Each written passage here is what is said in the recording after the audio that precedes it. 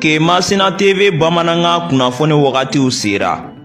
Kemasina TV Bamananga kunnafoni o bɛna lase aw ma an balimakɛ Abilaye Kulibali fɛ Radio Oxygène na. Kemasina TV ka aw kunnafoni bɔlɔlɔ sira kan k'aw to fɔ aw sigiyɔrɔ la. Ola an bɛ foli di an ka partenaires ma n'o ye MKCG Mamadou Karabenta Tora Mmadou commerçant général Kemasina fɔ min ye malosi ɲuman ka taa se binfaganaw tumufagalaw sɛnɛkɛ mansiw malo wɔrɔ mansiw jisama mansiw nin bɛɛ lajɛlen min sɔrɔ fɔ ka taa se an ka katakataniw ma sojɔlaw ɲinɛma kɔ aw kɔ siman ka taa se sojɔnɛgɛw ma so baarakɛminɛ bɛɛ lajɛlen min sɔrɔ fɔ ka taa se angɛrɛ ma angɛrɛ mun ne cɛkafili ti a ban nin bɛɛ lajɛlen min sɔrɔ MKCG o de kan ka bi kunnafoniw la suma bi ye juma ye lahɔrɔma donba don bi ye juma ye bato kɛdɛ juma bato fɛn kan fɛ a bɛɛ lajɛlen minɛ b'a ye masaramani ala k'an ka bato kɛlɛ bɛɛ lajɛlen minɛ bi juma o bɛnnen bɛ nasarasan kalo 12 décembre kalo don bi y'o tile 6 ye ka bɛn 2024 sama farafinkalo bɛ yen n'o ye lasiri laban ye bi y'o tile 4 ye san kalo 6 don hijira san 1446 sanu dugawu de bɛ kɛ ala ka ɲɛ k'a d'an ma bakuruba fɔla bi kunnafoniw filɛ k'aw ladon ka fɔ Baɲangara marabolo kɔnɔ na arabadɔ wulikajɔ kɛra ka ɲɛsin Piɲare ale komini ma ka dugu dɔw wuli o ko senfɛ k'u ye maa dɔw bɔnɛ u ni na kunnafoniw ye ɲɛfɔli k'o la Masinaba kɔfɛ o wulikajɔ kɛbaw kara ale ye dugu ye min bɛ kabini Sangaja n'u kɛlen bɛ ka wulikajɔ ta ne ka gɛrɛntɛ ta ka ɲɛsin dugu in ma kununko selifana ni Lazara cɛ k'u nana ka n'u ɲɛsin kara ma a kɛra marifaciw kɔni ye o ko senfɛ maa dɔ ni tora maa fila ko ɲɛma tununa kɔfɛ k'olu tilala ka ye kunnafoni ye ɲɛfɔli k'o la politiki ɲɛma 11 min y'a sɔrɔ olu minɛnen bɛ kabini juin kalo tile 20 tɛmɛnen na n'a kɛra k'u to réunion dɔ la Musa Diko ale ka yɔrɔ la o maa 11 kununko bolo bɔra olu kan na k'u labila ka t'u ka so kunnafoni ye ɲɛfɔli k'o la anw ka jamana kɔnɔ na maa minnu bɛ ɲɛ sɔrɔ olu bɛ caw la ne y'a sɔrɔ ye volontaire ye o tɔgɔla dɔ ye décembre kalo tile 5 ye diɲɛ bɛɛ lajɛlen kɔnɔ o laadaw tilenna an ka jamana kɔnɔ na kununko kunnafoni ye ɲɛfɔli k'o la ninnu de bɛ ka kunnafoni kunbaba ye bi ka fara kunnafoni wɛrɛ bɛ fara Lasabɔlaka na den ka fa Abilaye Kulibali ala ka ɲɛ k'a d'an ma kunnafoni an b'a daminɛ k'a dɔn k'a fɔ an ka jamana kɔnɔ na min ye Baɲangara marabolo ye ko wulikajɔ kɛbaaw u bɛ k'u sɔn don o don sanga ni waati bɛlen kɔ wulikajɔw de ta ni ka se ka gɛlɛya lase maa dɔw ma ko kunnasini ko araba k'u ye wulikajɔw ta ka ɲɛsin mara dɔ ma kɛrɛnkɛrɛnnen Piɲari ale mara kɔnɔ na ko senfɛ k'u ye maakɔrɔba dɔ n'i y'a sɔrɔ k'ale bɔnna nin na ka tila ka dugu dɔw jeni yaasa ka nin pɛrɛtigɛ di an ma an ka kunnafoni ɲinina ka bɔ yen nin waati na a b'an bolo nɛgɛ ka baara in kɛra cogo min na a b'a ɲɛfɔ an balimakɛ i tɔgɔ ni jamu ni jɛni ka bɔ mini ne tɔgɔ Jugali Jigiba ka bɔ Baɲangara Jugali Jigiba ye kunnafoni sɔrɔ ko arabadon ko wulikajɔ kɛbaaw k'u ye wulikajɔ kɛ ka ɲɛsin Baɲangara marabolo ma kɛrɛnkɛrɛnnenya commune de Piɲari ma k'a kɛra sababu ye ko ka dugu dɔw jeni ko maa kelen ni tora la a ko kɛra cogo di Monsieur Kulibali n b'aw fo a kɛra mercredi 4 décembre 2024 21h29 waati terroristes taara dans la région de Baɲangara commune de Piɲari fana dugu saba si ni si man jan Ebekele Tunu ani Sokura ni dugu saba terroristes taara Ebekele o ye cɛkɔrɔba kelen faga ka dugu kɔni jeni ka baganw bɛɛ lajɛlen cɛ u taara n'a ye yen fana o ye dugu ni jeni ka bɔ Tunu ka tila ka taa Sokura o Sokura fana jeni dugu saba de jenina maa kelen de ni tora nin ko la mercredi 4 décembre 2024 mara in kɔnɔ dugu de bɛ ka jeni ka taa donc hali sisan sɔrɔdasiw o bɛɛ ka jɛ pour que fura bɛ se ka sɔrɔ a ko la cogo min na tuma dɔ la sɔrɔdasiw yɛrɛ bɛ na mais o y'a sɔrɔ tiɲɛni kɛra ka ban o kɔnɔna la ni attaque bɛ yen n'a ɲɛ fɔra sɔrɔdasi ye population ka laɲini tɛ dɔwɛrɛ ye dɛ sɔrɔdasiw u ka se a seyɔrɔ la joona pour que tiɲɛni kana se ka kɛ Piɲari commune dugu tila bɛɛ wulila vraiment ni gɛlɛya de b'an kan hali sisan sɔrɔdasiw caman bɛ yen olu ni population ka collaborer mun ye danna masakɛ dɔw u ka jɛ ka baara kɛ pour que nin ko bɛ se ka nɔgɔya cogo min na parce que yɔrɔ donso de b'a dɔn Baɲangara mara ka taa fɔ Burkina frontière la donso tɛ yɔrɔ min dɔn a tɛ yen olu ni danna masakɛ dɔw ka jɛ pour que yɔrɔ bɛ se ka fura ka jɛ cogo min na ne tun ye Jugali Jigiba ni tun ale ka ɲɛ ka bɔ Baɲangara mara kɔnɔ na kuma tɛ dɔwɛrɛ ye wulikajɔ minnu bɛ senna bɛ an bɛ dugawu kɛ yarabila jamana in ala k'a kolosuma n'an bɔra yen hali bi basigibali hukumu kɔnɔ na Masinaba kɔfɛ kara ale ye dugu ye gɛlɛya talen tun bɛ ka ɲɛsin dugu min ma kosɛbɛ kosɛbɛ fo k'a datugu kosɛbɛ kɛ u ma sɔn u ko k'u ti dɔ bɛnɲɔgɔnya foyi kɔnɔ na jamana ka bɛn kɔfɛ o kɔni kɛlen bɛ sɔrɔ denkɛ gɛrɛntɛ sigi u da la u datugulen kɔfɛ n'aw hakili b'a la olu ka muso dɔw de tatora sugu la u kasaraliw ni na waliyajugukɛbaw fɛ o dugu kelen kununko u tilala ka wulikajɔ ka tuguni marifatigiw k'u ɲɛsin ma a kɔni kɛra muguciw ye a ko senfɛ karaka kelen o ni tora maa fila ɲɔgɔn na k'olu kun tununa nka kunnafoniw na k'u tilala ka na u ye kunnafoniw d'a ma k'a fɔ k'u tilala ka ye sura ani o kɔfɛ Masina suguden minnu nana ni bi y'a tile 14 ye u ma se ka segin fɔlɔ maa 100 ni maa 20 hakɛ wotoro 48 o baara minnu kɛra min ye seera dɔ ye ka bɔ kɛngo la nin waati na ale b'an bolo nɛgɛ kan a bɛna baara ninnu ɲɛfɔ an balimakɛ i tɔgɔ ni jamu ni jɛni ka bɔ mini n tɔgɔ Basiru Kulubali ka bɔ kɛngo la wɛrɛ la an ko mɛ machine cercle la mais sisan siɲɛ cercle kula an m'o de fɛ Basiru Kulubali an ye kunnafoni sɔrɔ kunungo alamisa ko wulikajɔ kɛbaaw k'u nana k'u bɛna kara ko a kɛra marifaciw ye u ni donsolakaw ni ɲɔgɔn cɛ ko fo ka mɔgɔ dɔ ni to a la a k'o kɛra cogo di. Abla o kɛra kunu alamisa selifana lazara cɛ tiɲɛnikɛla ninnu nana an fɛ o y'a sɔrɔ denmisɛnnin dɔw taamɛ ni baganw ye kungo kɔnɔ mɛ u yɔrɔ yɛrɛ mɛn ja dugu la parce que mɔgɔ tɛ se ka bɔ sisan ka taa kungo kɔnɔ ala y'a kɛ u nana olu nɔfɛ muguciw kɛra mɔgɔ 7 tununna kelen kɔni jugera mɔgɔ 2 ni olu mɛ ye an kɔni bɛ weleli kɛ k'an jigi da faamaw ka n'an ye weleliw kɛ waati min na u ko ji bɛ yɔrɔ la kabini sɔmiyɛ waati fo ka n'a bila sisan ji bɛ kɛ ka nɔgɔya mɔgɔ ninnu kɛ ka fanga sɔrɔ ka taa fɛ dugu minnu bɛ yen n'olu kɛntɛ ka bɛnkan ta u bɛ kɛ ka gɛrɛndɛ sigi u dara an b'a ɲini faamaw de fɛ faamaw ka wuli k'u jɛ yanni dugu ninnu bɛɛ ka bɛnkan ta n'o tɛ Abulayi a ko kama kamanagan ko ye dɛ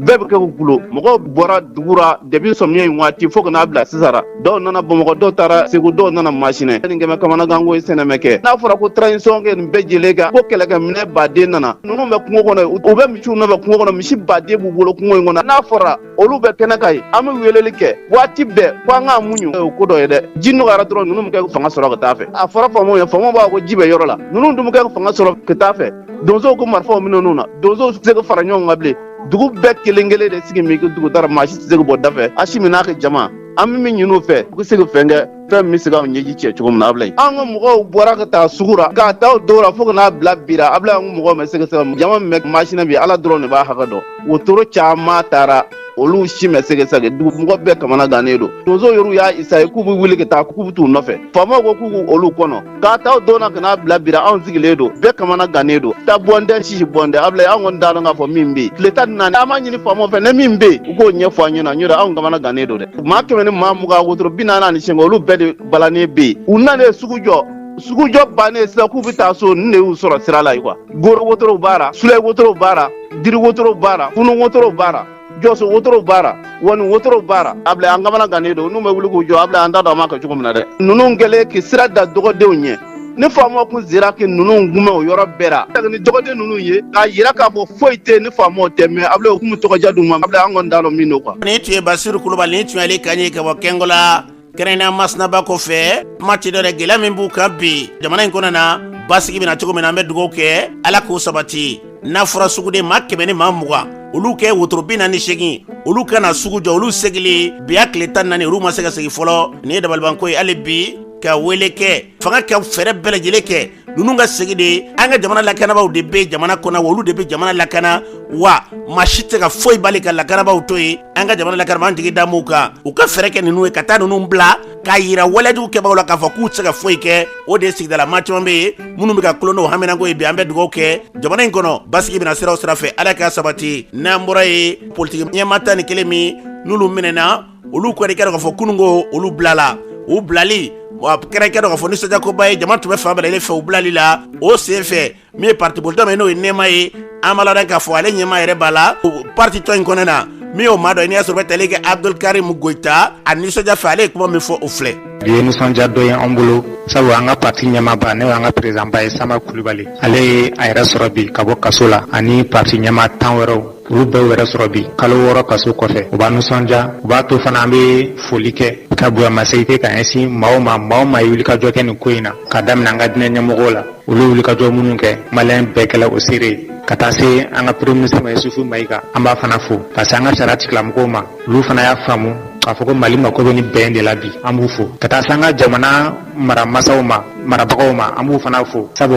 olu fana y'a ye k'a fɔ bi Mali mako bɛ a den bɛɛ la wala an bɛ bɛɛ fo nka n'o foli fana d'an ka militants ma parti militants nɛɛma militants Mali kɔnɔ ani Mali kɔ kan kalo 6 u tola ɲɔgɔn kan k'u tɛgɛ di ɲɔgɔn ma bɛn kɔnɔ kelenya kɔnɔ an bɛ militants fo o la k'a fɔ ko président bi an cɛla bi baara in a ma jɔ kunu waati jɔ bi sini an bɛ tɛmɛ n'a ye n'o de ye fasojɔ baara ye n'o ye Mali ka ɲɛtaa baara ye n'o de ye Mali yɛrɛ bɛ se ka lafiya cogo di ka kisi juguw ma o y'an ka baara ye o ye nɛɛma ka baara ye o la an bɛ militants fo k'a fɔ ko dɔ de bɛ fara baara cɛsiri ni a wulikajɔ kan sisan ni ne ye nisɔndiya foli b'an bolo ka ɲɛsin bɛɛ ma k'a fɔ ko bi ye donba ye an bolo an bɛ maliyɛn bɛɛ fo. ni tun ye Abdul Karim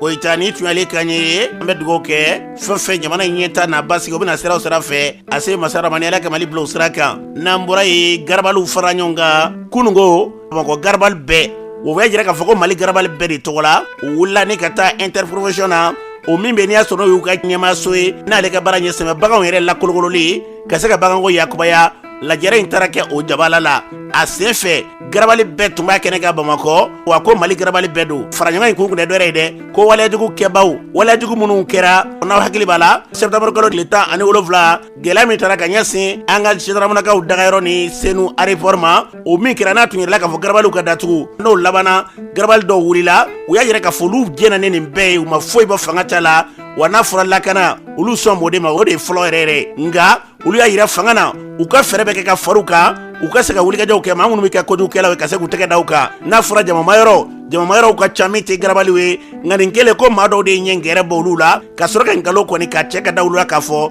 k'a tɛ sɔrɔ dɔwɛrɛ ye k'an ye garabali ko in fɔ ko dɔw y'o fɔ bɔlɔ sanfɛla d'a ma ka olu yɛrɛ fɛ o de taara ba la o kɛra sababu ye maa caman ɲɛ gɛrɛ b'u la olu ma foyi fɔ olu tora jamana kɔ ko jamana basigi don a ɲɛ ka ɲini olu ka yɔrɔ wulila ni k'a f'u ye k'ale misali ma sɔrɔ a yɔrɔ si kelen na o bɛɛ kɔfɛ garabali dɔw wulila n'olu sigilen b'o ko kama hali bi olu bɛ o dusuma kasaya kɔnɔna nka u y'a yira k'a f'u bɛ jamana de kɔ ko dɔw tilalen bɛ bi n'o ye kunnafonidila dɔw ye ka se ka wulikajɔw kɛ bɔlɔlɔsira sanfɛla la kaso ka dɔ bɛ n'o ye kirimo ye k'o y'a yira k'a fɔ kosa in na an ka lagarabaw tora u ka baaraw kɔnɔ na kana maa wɔɔrɔ kana tɛgɛ da olu kan o maa wɔɔrɔw minɛnen n'u ja yirala maaw la k'a fɔ k'olu minɛna lajɛ wulikajɔ min kɛra k'olu nɔ bɛ a ko la k'u to sen na ko maa dɔw de sɔrɔla ka bɔ n'o ye kunnafonidila dɔw ye k'u kirimow kɛrɛnnen ka bɔ Sikaso ani Abdul Ɲangi k'olu de y'a yira k'a fɔ ko nin maa ninnu ko garabali maaw don o kuma min fɔra u taara k'o ja yira maaw la k'u tɛ jɛn n'a ye wa u bɛna t'u ta da sariya tulo kan u y'a yira k'a fɔ nin min kɛra u tɛna jɛn n'a ye ka wele bila kunnafonidilaw ma kununko a kɛnɛ kan a ɲɛma u ye kuma minnu fɔ kɛnɛ kan o filɛ. Ne tɔgɔ ye Seku Bayilo n bi yan Bamakɔ galibali bɛɛ tɔgɔ la kɛrɛnkɛrɛnnen na n ka baarakɛyɔrɔ kɔni bɛn bɛ sans fil de ma n ye ɲamakala ye ka da kan Mali bagan baarakɛla bɛɛ lajɛlen tɔgɔ la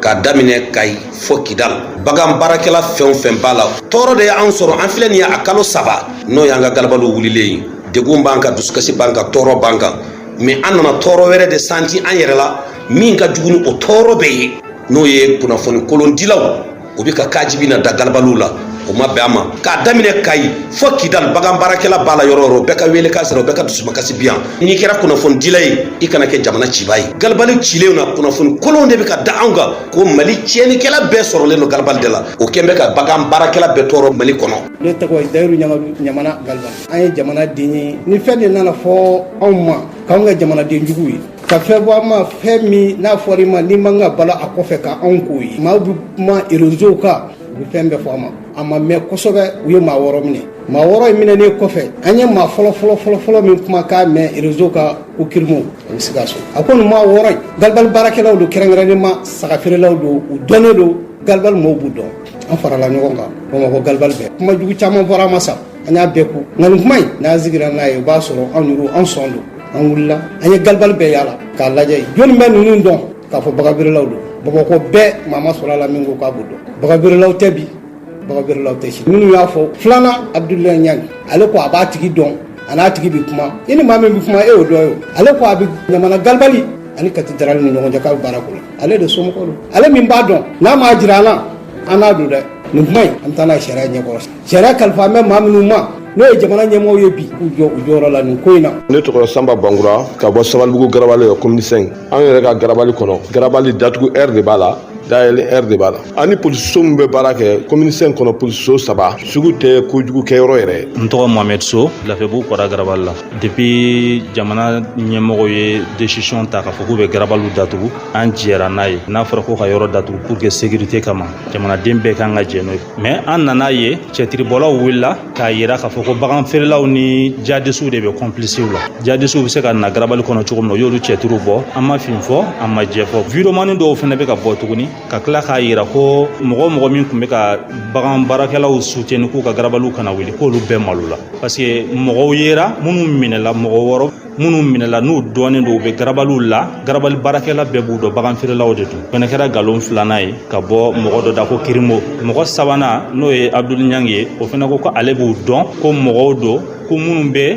ɲamana garabali ni cathédrale ni ɲɔgɔn cɛ ko ninnu a nkalon bɛ ka caya an bɛna wuli sisan k'a yɛrɛ jamana ɲɛmɔgɔ la jugu dɔw bɛ jamana kɔnɔ minnu tɛ fɛ ka jamana ɲɛlen fɛ u bɛ fɛ k'an ka ɲɛmɔgɔw bila fili la an ka garabali bɛ ci don min na n'o ye Lafebugu kɔda garabali ye polisi directeur tun bɛ yen faama camanba de tun bɛ bɛ yen a ko bɛɛ kɛra minnu ɲɛna u ma miseli sɔrɔ ye u taara ni gazi minnu ye gazi kelen ma ci ye mais toujours an ɲɛ b'a la mɔgɔ dɔw bɛ ka bɔ ka galon dɔw labɛn ka da an na pour que ka an mangoya ka na ni ko wɛrɛ ye an ma tuguni. Ne ye Bayame Kulubali ye, ne bɛ Jelibugu Garabali la. An bɛ foli lase an ka jamana ɲɛmaa ma, a n'a ka jamana baarakɛla bɛɛ lajɛlen. Gɛlɛya min b'an ka ka ban an ka gɛlɛya ninnu kɛra kɔsa in na an y'a ye journaliste so damadɔ bɛ yen u b'a fɛ ka dɔ wɛrɛ fara an ka gɛlɛya kan. Ko cɛ 5 min minɛna ko jadisiw don k'u bɛ baara kɛ Bamakɔ Garabaliw la. An bɛ kɛnɛ min kan bi Bamakɔ Garabali bɛɛ ka maa bɛ nin kɛnɛ in kan yan. Garabali ma sɔrɔ Bamakɔ kɔnɔ ni maa ninnu bɛ bɔ Garabali min na. O tuma an b'a ɲini kuma fɔbaw fɛ comme olu de ko Bamakɔ Garabali mɔgɔw don. Dɔw y'a jira ko dɔ b'a la kɛrɛnkɛrɛnnenya la k'ale yɛrɛ b'o dɔn k'a n'a kuma na hali a ma tɛmɛ tile damadɔ kan.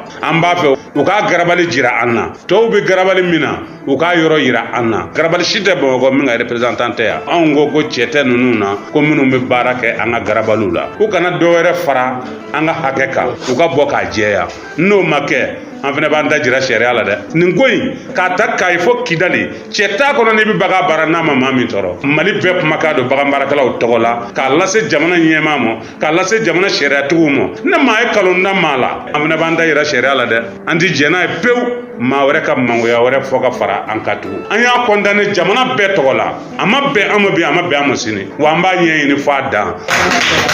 Ne tun ye Garabaliw ka fara ɲɔgɔn kan kulu kunungo Garabali bɛɛ lajɛlen ka mɔgɔbɔ tun bɛ kɛnɛ kan wulikajɔ min kɛlen filɛ ka ɲɛ suma u bɛna fɛɛrɛ u y'olu daminɛ ne ka taa bɔgɔji ne kan nin kɛnɛ in kan Ɲamana Garabali ɲɛmaaba ale yɛrɛ tun bɛ kɛnɛ kan a ye kuma min fɔ kɛnɛ kan an ka lamɛn. Ne tɔgɔ ye Bubu Sise ne ye Ɲamana Garabali président an ye jamana kɔnɔdenw de jamana bɛ ɲɛ cogo o cogo an b'o de baara la su ni tile ni maaw bɛ sin ka na maaw bila ɲɔgɔn na olu tɛ jamana jɔ ye dɛ an ka fara ɲɔgɔn kan an ka jamana jɔ an Ɲamana Garabali anw taara an ko minisiri fɛ k'a fɔ a ye u ka maa dɔ d'a ma u ka na an dɛmɛ ka yɔrɔ kɔlɔsi u ye polisiw d'a ma su o su polisiw bɛna se Garabali Ɲamana fo ka n'a fɔ u ye Garabaliw datugu don min ni o don tɛ don o don u bɛ si yen bon ani faamaw kun bɛn n'o kan anw ka maa fana bɛn an bɛ jɛ ka yɔrɔ kɔlɔsi n'a fɔra ko jadisiw bɛ yen fɛ an ni jadisiw an tɛ hakilila kelen la an tɛ taa o fan fɛ u tɛ taa an fan fɛ an b'an ka dahirimɛ ɲini an b'a fɔ jamanatigi ye an b'a ɲini fɔ Ala kama u ka hakili to mɔgɔw la ne filɛ nin ye fɛn o fɛn mun kɛra o fan fɛ ne yɛrɛ bɛ wele ne yɛrɛ bɛ taa fɛn o fɛn mun kɛra hali u ye sariya kura minnu sigi fɛn o fɛn sigira i bɛ lamɛn a bɛɛ kɛnɛ kan i y'a dɔn i ye so mun jɔ i t'a fɔ o kɔni ka ci an b'a ɲini faamaw fɛ vidéoman minnu bɛ kalo tigɛ u ka kuma n'u ye an b'a ɲini faamaw fana fɛ u ka anw mɔgɔ to n'u mɔgɔ jɔra la waati o waati an b'u laminɛ anw sigi mun ka sigida la. Ne tun ye Ɲamana Garabali ɲɛmaaba Bobotigal Sise ne tun y'ale kan ye ka laseli kɛ kunnafoniw ɲɛkɔrɔ kɔfɛ ka tila ka yɛrɛ ka fɔ ka dabagaji sɛbɛn o baaraw labɛnnen b'u fɛ an bɛ dugawu kɛ fɛn fɛn bɛn ni kelenya ye an ka jamana kɔnɔna na Ala k'o sabati n'an bɔra ye an ka jamana kɔnɔna na bange min n'a bɛ wele ko BDM o maaw tun bɛ i ka dɔn k'a fɔ meeting kunungo n'u y'a sɔrɔ baarakɛla dɔw ye k'o sɛbɛn kɛ k'olu tun kan k'o daminɛ kabini ntɛnɛn tɛmɛnen in na ka n'a bila sibiri la ko nka ko kumaɲɔgɔnya dɔw kɛra u y'a bɔ a ma nka o kumaɲɔgɔnyaw kɛlen ka se tarata ma ɲɛma sɔrɔ ko la u y'a daminɛ kunungo alamisa o baaraw bɛ tugu fɛn sen na ka taa sibiri ma o baara min kɛra a kun ye fɛn jumɛn de ye Papa Sadio Traoré ale y'u ka lafasalitɔ maa ye ale ye kuma min fɔ a kunna o filɛ. A bɛ kalo damadɔni bɔ et puis moi mɛ syndicat ye laɲini dɔ kɛ pour que an ka condition ka se ka améliorer cogoya min na mais sigikafɔ de gɛlɛyara o laɲini ninnu na réclamation b'a la fɛn minnu bɛnnen don tiɲɛlen don an ni ɲɔgɔn cɛ bɛnkan bɛ fɛn min na ka ban n'a ma appliqué o ye réclamation ye ko kura o ye revendication an bɛɛ bɛ ɲɔgɔn kuma ɲɔgɔn fɛ jamana in kɔnɔ banque dɔw ye wari di ka panneau san o ye revendication fanba yɛrɛ ye donc on a demandé a ma fɔ k'a tɛ di dɛ sigikafɔ de gɛlɛyara donc an kun bɛ sitini daminɛ ka li tɛmɛnen bon an sera ka sigi o la l'aide dira an ma an y'a reporté lundi a reporté o la pensant que hɔrɔnkan min fɔra a bɛ timɛ malheureusement nisɔngoyalen dugu tɔ y'a ye k'a fɔ o ma timɛ an ye sitini daminɛ ka bɔ bi la ka se samedi ma l'aide dira an ma an bɛ sigi a kuma tɛnɛ don montant kan ka bɔ tarata su la ka se araba ma montant bɛ sɔrɔ bɛɛ ka compte la o de y'a to an y'a bɔ tɛnɛ la ka suspend malheureusement o ma kɛ an b'a ɲini bɛɛ fɛ maa maa bɛ se ka intervention kɛ pour an ka sigi a kuma parce que an bɛɛ ye du kelen de ye olu ma bɔ kɛnɛma koyi an bɛɛ ye maa kelenw de ye an ka sigi a fɔ kɛ ka bɛnkan la an tɛ mɔgɔ contrôle la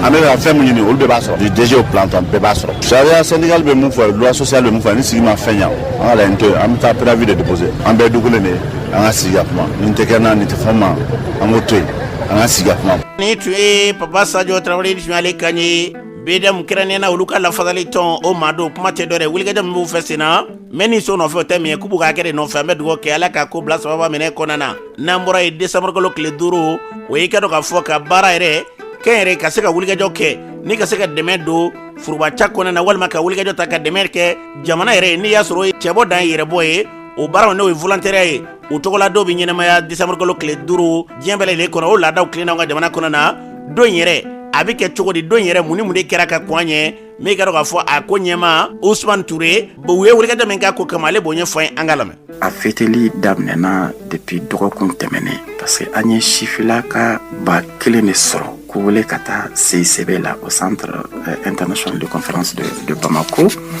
pour que au cas prestation de serment prêté au kera jamana benyana devant monsieur le premier ministre bi journée kono opération donc lancera abi wakati ni bo bi l'opération mon quartier propre au kunkanka tche anga ministre fait noye Abdul Kassim Ibrahim Fombay donc ola volontaires nationaux et volontaires internationaux beka binyon soin chifina kaw joyro jamana nyetala anga togodawla parce que gelabe togodaw de la kosebe kateme Bamako kan et que fin mena Bamako fana abe bo togodaw de la kana donc anga ka encore flou la kan inclut tout la ka ou demain parce que nyina usrena kosebe sans chama na cheni chama kera anga plateforme dobe www.volontariat.ml ikera Bamako wa ikera menakawa ikera kidalwa imana ke yoro ibe se ki inscrit sa nation de promotion de volontariat ka sitika bon ni minu maseko inscrit anga coordination régionale be fampe depuis kay fokidal ibe se kata uka i inscrit anga base de données là donc ni inscrit la numéro de rooster dobe dima ani faso be barake ani partenaire ufana be barake kosebe o hukum kononana ni recrutement kanka kesisa dans le domaine de la santé il faut dans le domaine de l'éducation ambe anga base de données de interroger ambe wole liste be publier panel be constitué commission be constitué uka testi be ke uka interview be ke normalement aujourd'hui jamana mogobe bela c'est pourquoi anga barala sarako kumate fort mais l'indemnité de subsistance au début dit volontairement mais le volontariat c'est vraiment pas un travail salarié ni tu es Ousmane Touré ni tu allé kanye diakulu membe ni asoluka bara chedore de nabi ire ni kanu ka foko ne re jena na men ni di ka barake atake dawla jamana togola o mawu ka franga kulu nyema ya foto na mbe dugo ke nyini fe ala ko ka strofe nambura yi ni jite mena we take dai membe na le ka barabe na nyesi kalata labe uma ayira lembe ka fongu tuma chamana be ka foko kalata ko ne kan gumna dawluka ke ko nyena ma ka fulu sukandele do kalata ere ko nyena boli kamanga jamana konena uye franyonga keni ka sega kalando udamene utedore de kalata ubuna ke ketiko jumende la fere jumende kanga ke ukella jere do sinfe a sinfe mi ya franyonga kulu nyema ni ya sorobete lege kanena ka ufurumuso nana sanu franyonga ku ku femi ale banyefo angalame sogmada na bara hakilina bora ongerela ejimo afaro ko ejdibena kalata be labe malla usariya tara o baro be khawaliya donc je sigira on be niveau national là mais je be commune bela ani région bela donc o ba to kala ta fa bena ke sisa référendum kara chugo mi kan tabe kiti je de ba be labe abe diala tige fana katlaka do bi abul fana jabi fo donc o corner là anya fo pour ko baraka ke comme je là ni ala je commune na région na mo gulu fa de baraka je là ango na manyo bena baraka kala ta de ka feno be fuko ludo kala ta be labe chugudi mumba kono ko nga barrage munde o ya to anga la sigide mulube commune ko na région kono ambe psento ka sebe labe to kana anga nyogo kibaruya parce que mo khoroba be nyogo kuna fundi iteta kala pasabe do donc amin hakili falen kenuye ka fuye kala fili abe labe chugudi donc anye kala nyogo nye chama ka kan bitabna ke minka na nye kala take jabu manana jabu be bara chugudi jabu be frajonga chugudi no centralisation donc c'est sans bara buka no tebena ka bo mi fana be faruka ayra ka fo saria min be kalata labe malano électorali ka fo kanka ka manyona ke ani parti politique ni ngonche parce que effectivement lu de vie politique animé jamana kono no lu tebena ka bo société civile fana no lu fana be bara ka to ka jamana de ma ka barala ma même ta ka jamana ka barala je anu lu fana ka to ka ngon manyoya no bore ministère fana mi me kalata labe folo la kun simbula mais c'est ça nous bina on de me fana ka kalata barake anu lu fana ka to ka ngon manyoya donc anya fo bɛ taa an ka commune bɛɛ la sisan ani région na ka taa kuma n'an ka lasigiden minnu bɛ yen an bɛ se ka nin baara ninnu kɛ cogo min yaasa kalata mana kɛ a bɛ ɲɛ an bolo parce que a y'a ye ala y'a kɛ premier municipal min kɛra sisan président ye jɔyɔrɔ 8 min d'u ma jɔsi 8 min d'u ma kalata b'a kɔnɔ kalata ka labɛn ka ɲɛ mɔgɔw ka sɔn jaabi ma wa ka kɛ bɛn fana kɔnɔ bɛɛ sen ka don a la donc o y'a to anw b'a baara kan kaban parce que n'i y'a ye an bɛ yan bi kɔrɔ k'an y'a baara kɛ a mɛnna bi de an bɛna taa an ka région ni fɛnw kunnafoniya la donc bi bi in na an ka lasigidenw bɛ région bɛɛ kɔnɔ bɛɛ bɔra minnu bɛ Kayi ka taa Kayi la fo Kidali u bɛɛ bɛ terrain kan anw fɛn fɛn Bamakɔ yan ka se ka nin baara in kɛ bi an kɔni sigilen bɛ n'a ye k'a fɔ an ka lasigiden minnu bɛ yen u bɛna faamuyali kɛ an bɛna hakili falen mun kɛ u ka baara ka se ka to taa sira fɛ yaasa ni kalafili fana sera a ka kɛ ka ɲa o k'a sɔrɔ bɛɛ sen donna la jaabi ka kɛ jaabi ɲuman ye mankan foyi kana bɔ kalafili kɔfɛ o kɔni y'an hakili y'an sigilen jaabi fana ye. Ni tun ye Kanɛnɛkaw furumuso Nana Sanu ni tun yali kan ye Eji Mado ni faraɲɔgɔn in kɛnɛ kan Bamakɔ marabolo ɲɛma ni o ye gouverneur ye Ndɔma Abdoulaye Kulubali ale yɛrɛ kuma min fɔ kɛnɛ in kan o filɛ. Ala ni a bolo dara Eji de fɛ n'an b'a fɔ bamanankan na Eji ye baarada min ni jamana y'a sigi n'a bɛna an ka kalata mara o baarada in de ye bi kalan in sigi kalan in ɲɛsinen bɛ ka bolofaraw de ma bolofara min sigilen bɛ Bamako yɛrɛ hakɛ n'an b'a fɔ district de Bamako ni bolofara minnu bɛ an ka commune kelen kelen na Bamako commune 6 kalan in ɲɛsinen bɛ o tɔndenw de ma donc kalan in bɛna boli mun kan kalata a baaraw yɛrɛ bɛ kɛ cogo di a baara daminɛ yɛrɛ ye jumɛn ye o ye ɲɔgɔn ɲɛ minnu bɛ kɛ kalata yɛrɛ mɔgɔ minnu sen b'a baaraw la n'o ye Eji yɛrɛ ye jamana ye baarada min sigi a ka baara ka kɛ kalata yɛrɛ labɛnniw ye olu y'a dɔ ye maa wɛrɛ jumɛn y'a dɔ ye o ye an ka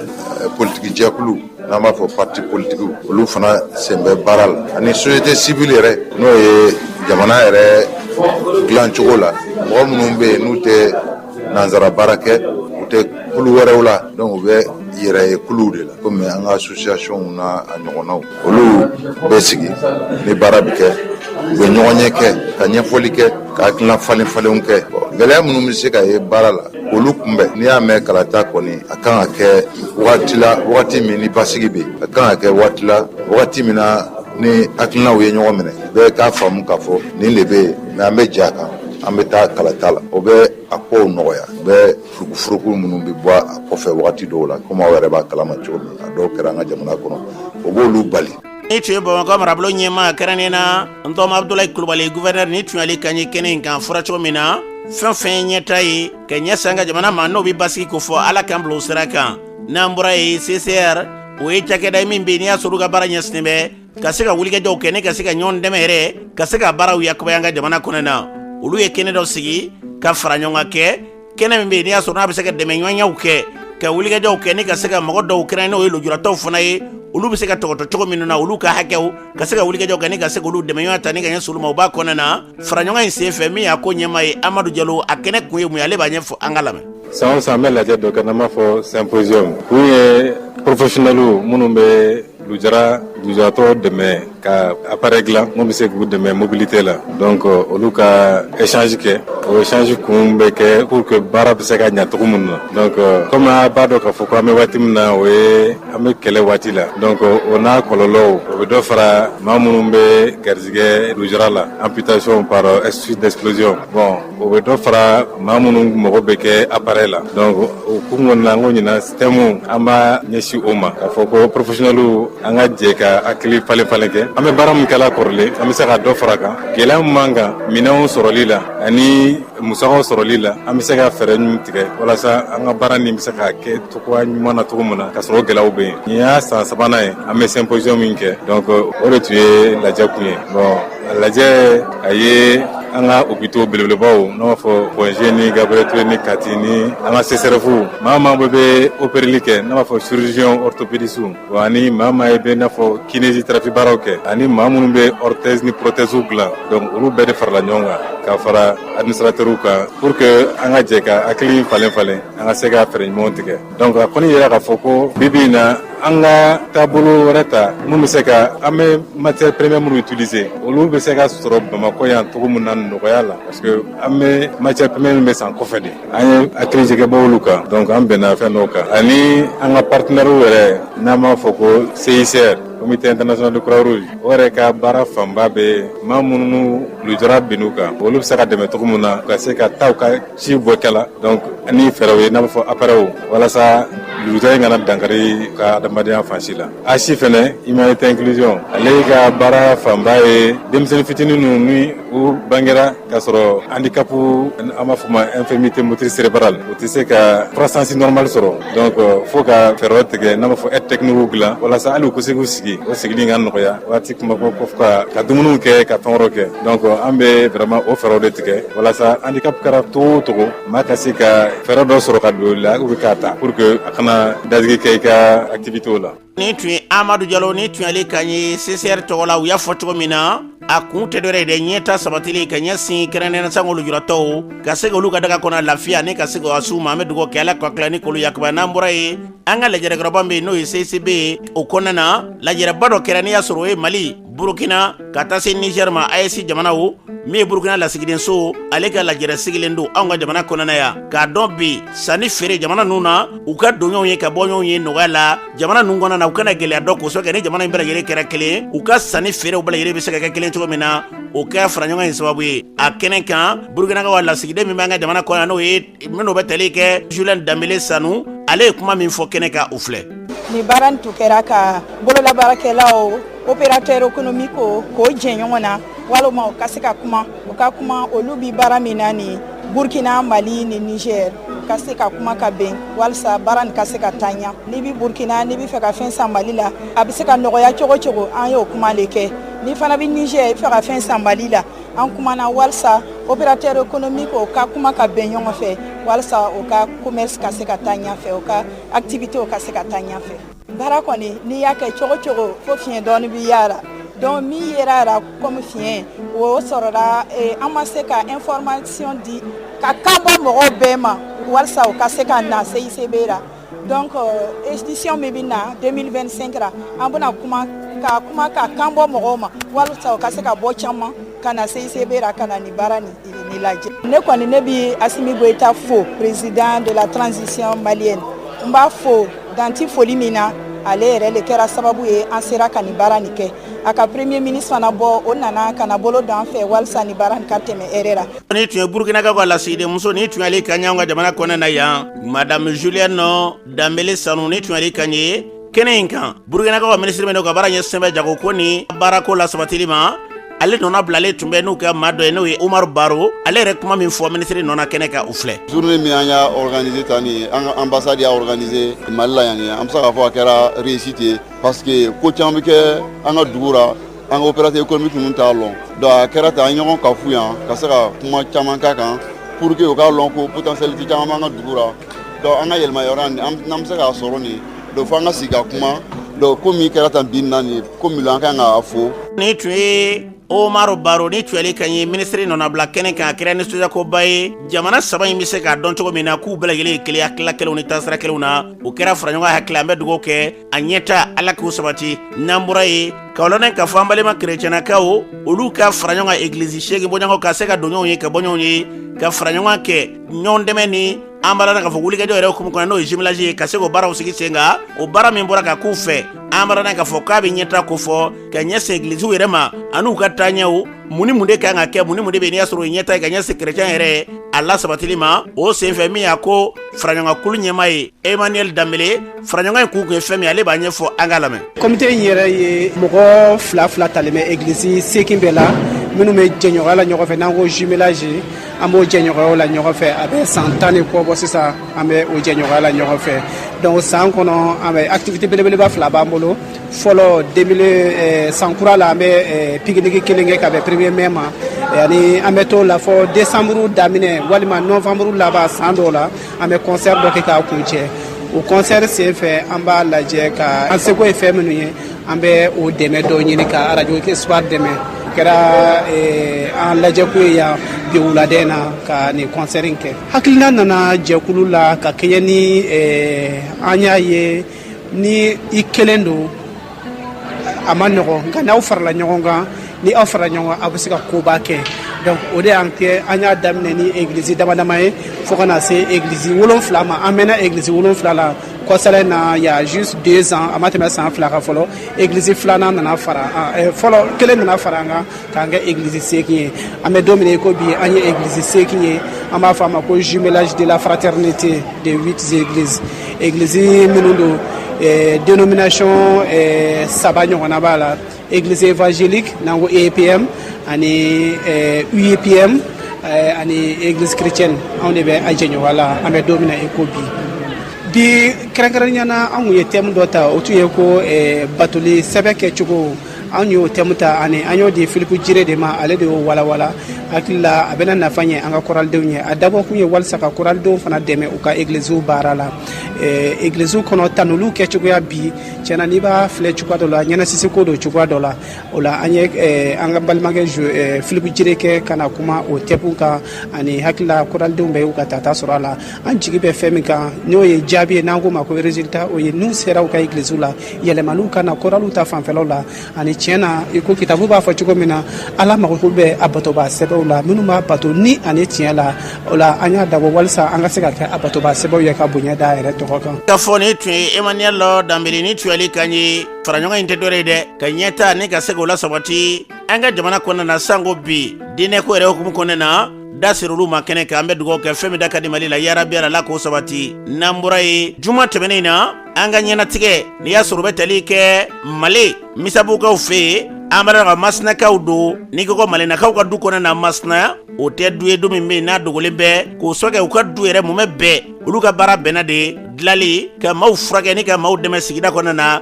denmisɛnnin bɛɛ lajɛlen ka ɲɛnamaya sabatira masina malinakaw ka du kɔnɔ na kabini kunu fo ka na se bi ma du in ka baara bilalen tun bɛ dugu yɛrɛ masina yɛrɛ bɛɛ lajɛlen tɔgɔ la olu ka du bolofara min n'i y'a sɔrɔ kɛnɛ n'o sigilen bɛ Misabugu an b'a dɔn k'a fɔ olu kɛ dɔ k'a fɔ olu la min kɛra k'u ka musokɔrɔba masa Rabani ka wele sira ale ma n'a janajaw bɛɛ lajɛlen kɛra Misabugu sɛlɛ dɔ la min bɛ n'a kɛra i ka dɔ fɔ juma tɛmɛnen in na a yɛrɛ si 100 a kɛnɛ kan min kɛra maaw tun bɛ fan bɛɛ lajɛlen fɛ a kɛnɛ kan min ka dɔ ka fɔ layiladaw olu nana kɛ musokɔrɔba in ka cɛsiri a n'a denw ka cɛsiri fɛ ka taa da sɛlɛ do la Imam Sayidu togo la ale ye kuma min fɔ kɛnɛ kan ka maaw hakili jigi saya la an ka lamɛn.